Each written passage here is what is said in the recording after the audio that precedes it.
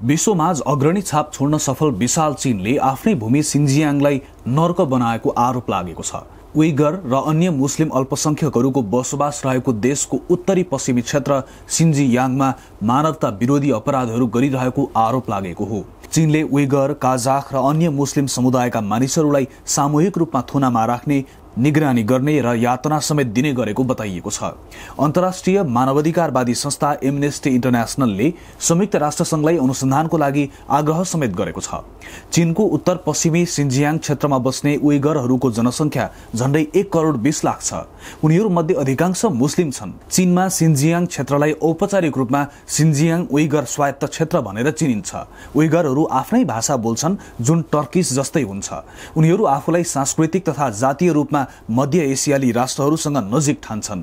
सिन्जियाङको कुल जनसंख्या मध्ये करिब आधा उनीहरूकै संख्या रहेको छ। पछिल्ला केही दशकमा हान चिनिया समुदायका मानिसहरू ठूलो संख्यामा सिन्जियाङ क्षेत्रमा बसाइ सरेका छन् र उइगरहरू आफ्नो संस्कृति र जनजीविका संकटमा परेको महसुस गर्छन्। एमनेस्टी इन्टरनेशनलकी महासचिव एग्नेस क्यालामार्डले चिनिया अधिकारीहरूलाई ठूलो स्तरमा नर्कको जस्तो वातावरण सिर्जना गरेको आरोप लगाएकी छिन्।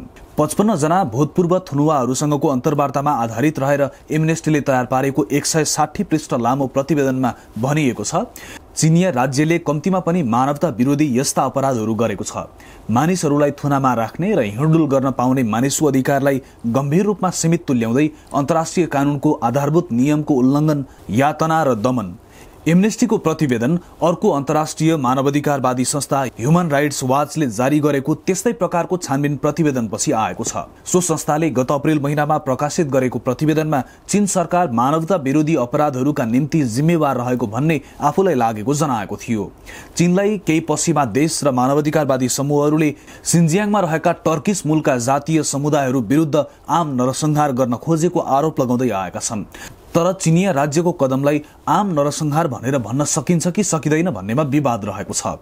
चीनले सिन्जियाङमा मानवाधिकार उल्लङ्घन भएको भनेर उसमाथि लाग्दै आएका सबै आरोपहरूको नियमित रूपमा खण्डन गर्दै अस्वीकार गर्दै आएको छ।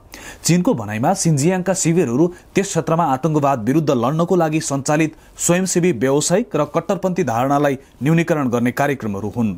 एमनेस्टीको प्रतिवेदनमा रहेका कुराहरू यसअघि नै चर्चामा आइसकेका कुराहरू भए तापनि यसबाट सिन्जियाङमा भइरहेका उसका गतिविधिलाई लिएर चीनमाथिको अन्तर्राष्ट्रिय दबाव बढ्न सक्छ। तर चीनमाथि अन्तर्राष्ट्रिय कानून निकायबाट छानबिन हुन सक्ने विषय भने जटिल छ, किनभने चीन अन्तर्राष्ट्रिय फौजदारी अदालत आईसीसी को हस्ताक्षरकर्ता होइन। यद्यपि गत डिसेम्बरमा आईसीसीले चीन विरुद्ध मुद्दा नचलाउने घोषणा गरिसकेको छ। साथै अर्को दबावमा पर्ने संयुक्त राष्ट्रसंघमा स्थायी सदस्य राष्ट्र चीनको भेटो पावर छ।